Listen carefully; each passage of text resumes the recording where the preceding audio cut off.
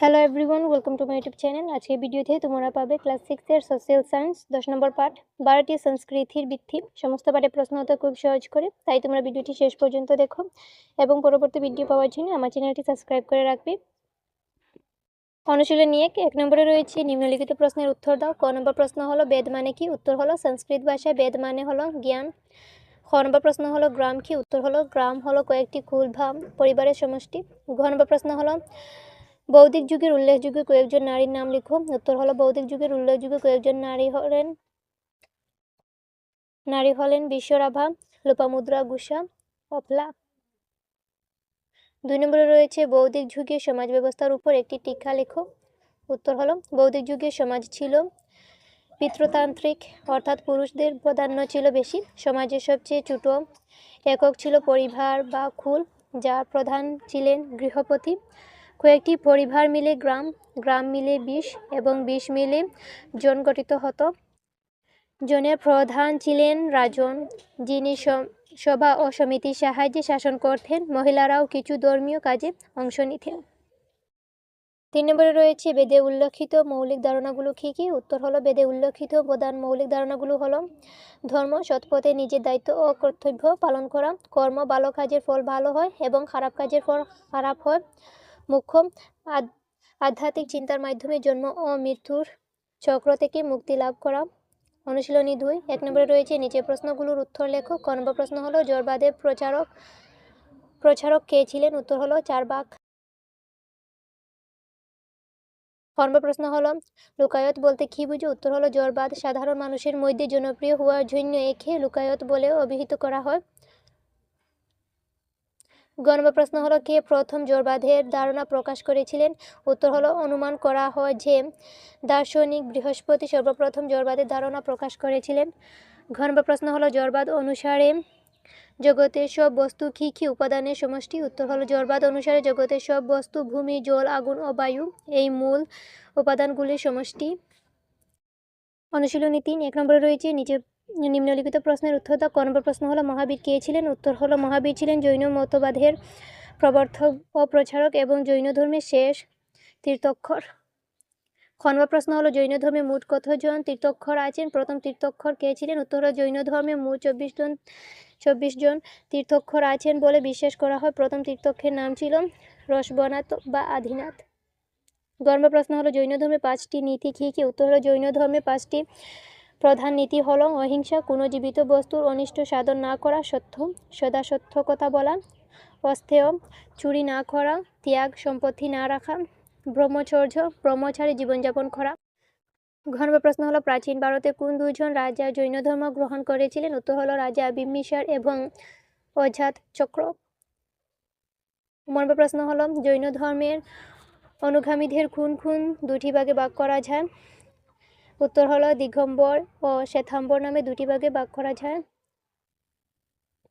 6 নম্বর প্রশ্ন হলো মহাবীরের উপদেশ সমূহ প্রাকৃত ভাষায় কি নামে সন্নিবিষ্ট করা হয়েছে? উত্তর হলো অঙ্গ নামে সন্নিবিষ্ট করা হয়েছে।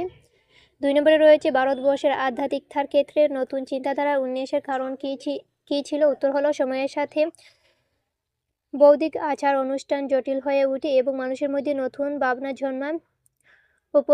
উপনিষদে পুনর্জন্ম ও কর্মফলের ধারণা এবং ব্রহ্মতত্ত্বের প্রচার হয়। এসব পরিবর্তনের ফলে জৈন ও বৌদ্ধ ধর্মের মতো নতুন আধ্যাত্মিক চিন্তাধারার উন্মেষ ঘটে।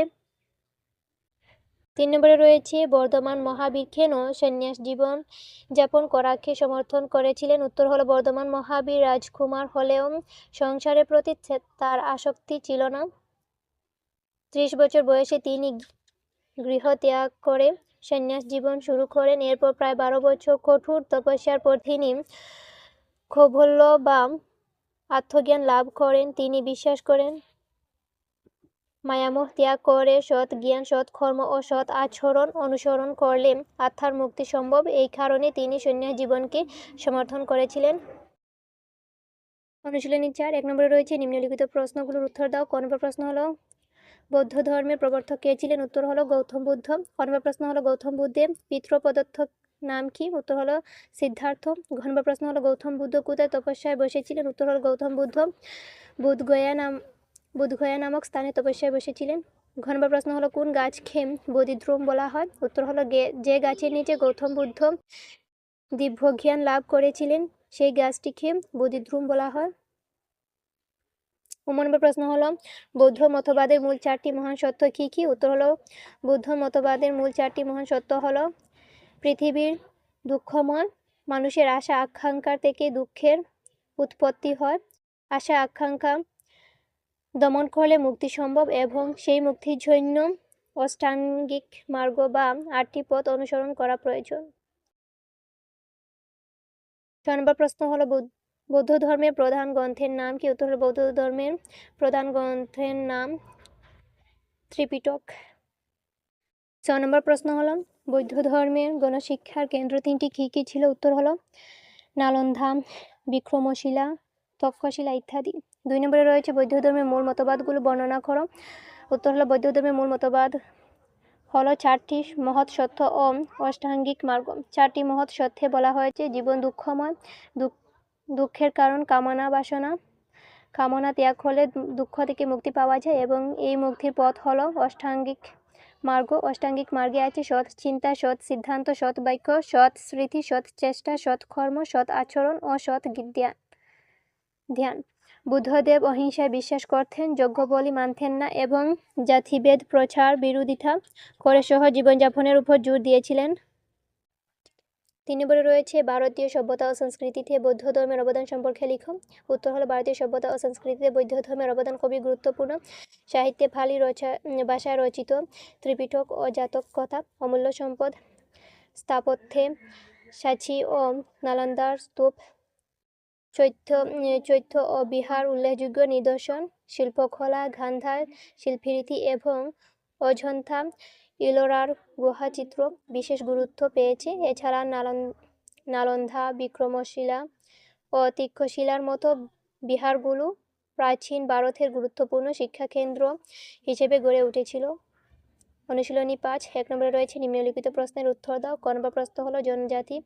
জনজাতি বলতে কি বুঝো? উত্তর হলো যে সমস্ত জনগোষ্ঠী প্রাচীনকাল থেকেই ভারতে বসবাস করেছে এবং নিজেদের আলাদা সংস্কৃতি, বিশ্বাস ও প্রথা বজায় রেখেছে তাদের জনজাতি বলা হয়।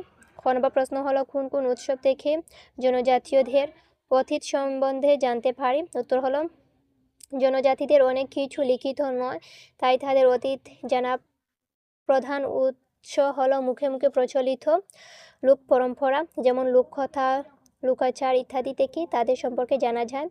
গ নম্বর প্রশ্ন হলো কোন জনজাতি ডনিপুলোর উপাসনা করে? উত্তর হলো অরুণাচল প্রদেশের আদি জনজাতি এবং অসমের মিসিং জনগোষ্ঠী ডনিপুলোর উপাসনা করেন।